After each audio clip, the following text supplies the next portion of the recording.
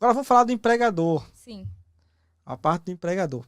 Como ele se precaver desses pedidos? Por exemplo, hora extra, como posso me defender, ou não chegar até me defender, ou seja, eu evitar uma ação trabalhista, um pedido desse. Por Como hora é que eu extra. posso fazer isso?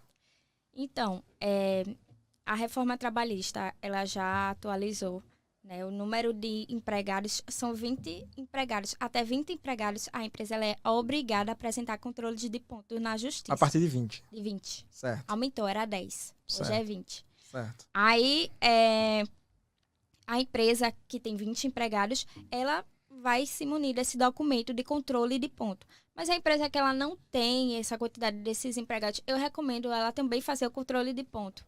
Porque numa audiência que não tenha testemunha e hora extra é documental, hora extra é prova documental, só se prova com documento, a empresa vai ter o álibi dela, que é o controle de ponto, para comprovar e eliminar esse tipo de alegação de hora extra.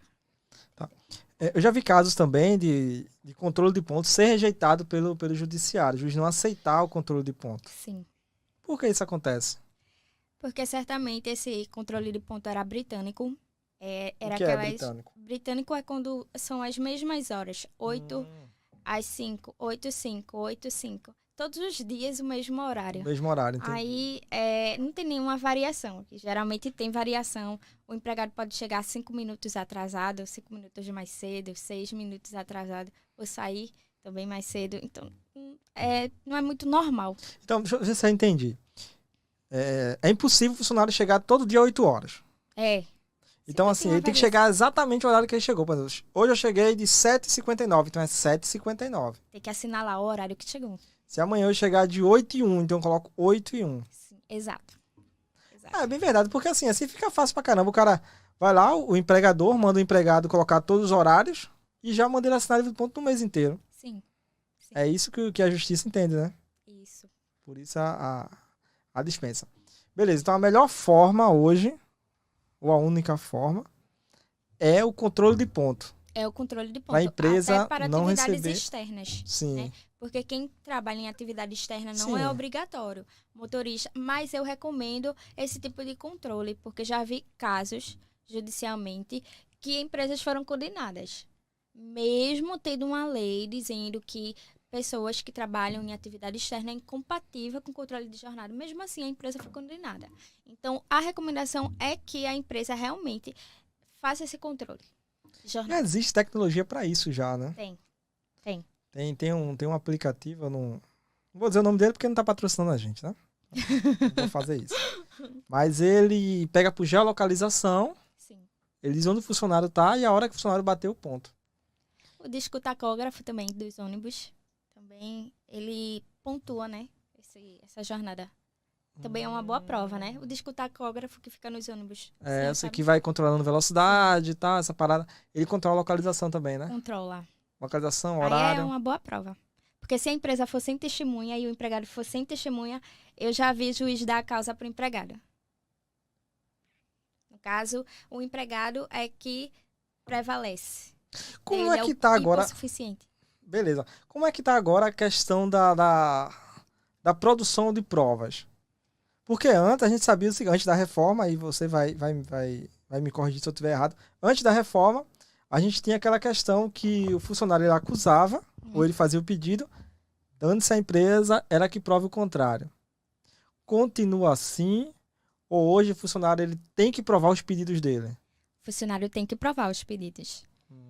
E a maioria tem provas. A maioria tem provas. Então, se ele está pedindo hora extra, ele tem que provar que ele fazia hora extra. Tem que provar. Geralmente ele puxa hora extra prova documental. E o ônus da prova de hora extra é da empresa. Ela que tem que apresentar o controle de ponto. A não ser que ela entre naquelas exceções, né?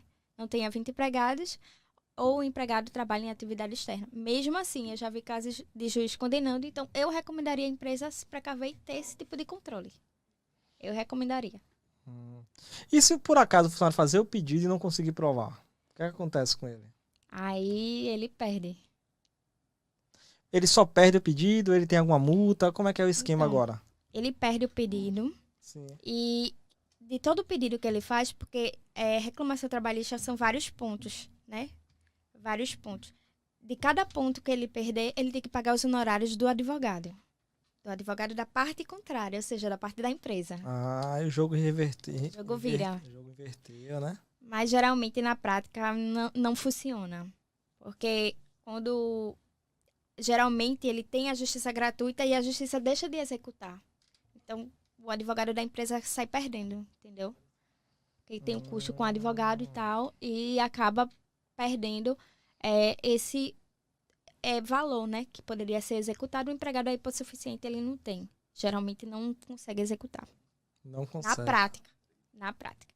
Mas se tiver uma empresa que realmente vá atrás, é possível.